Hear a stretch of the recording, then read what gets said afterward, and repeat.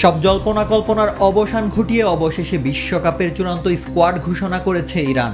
তবে দল ঘোষণার খবরের চেয়েও ফুটবল বিশ্বে বড়সড় ধাক্কা হয়ে এসেছে দলটির পোস্টার বয় ও তারকা স্ট্রাইকার সর্দার আজমনের বাদ পড়ার খবরে।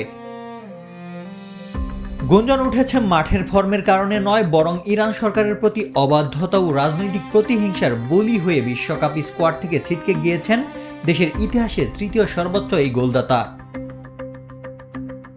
বিবিসি স্পোর্টসের বরাতে জানা গেছে, সংযুক্ত আরব আমিরাতের ক্লাব শাবাব আল আহলিতে খেলা এই ফুটবলারকে ঘিরে বিতর্কের সূত্রপাত গত মার্চে। যুক্তরাষ্ট্র ও ইসরায়েলের সঙ্গে ইরানের চলমান ভূ রাজনৈতিক উত্তেজনার মধ্যেই সংযুক্ত আরব আমিরাতের শাসক মোহাম্মদ বিন রশিদ আল মাকতুমের সঙ্গে নিজের একটি ছবি সামাজিক যোগাযোগ মাধ্যমে পোস্ট করেন আজমন, আর তাতে তার প্রতি চটে যায় তেহরান প্রশাসন। ইরান সরকার বিষয়টিকে স্রেফ অবাধ্যতা এবং দেশের প্রতি অবিশ্বাসের প্রতীক হিসেবে দেখেছে।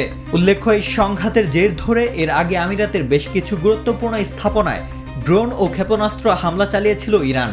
ফলে শত্রুপক্ষের ঘনিষ্ঠ শাসকের সঙ্গে জাতীয় দলের তারকার এমন ছবি কোনোভাবেই মেনে নিতে পারছে না দেশটির নীতি নির্ধারকরা।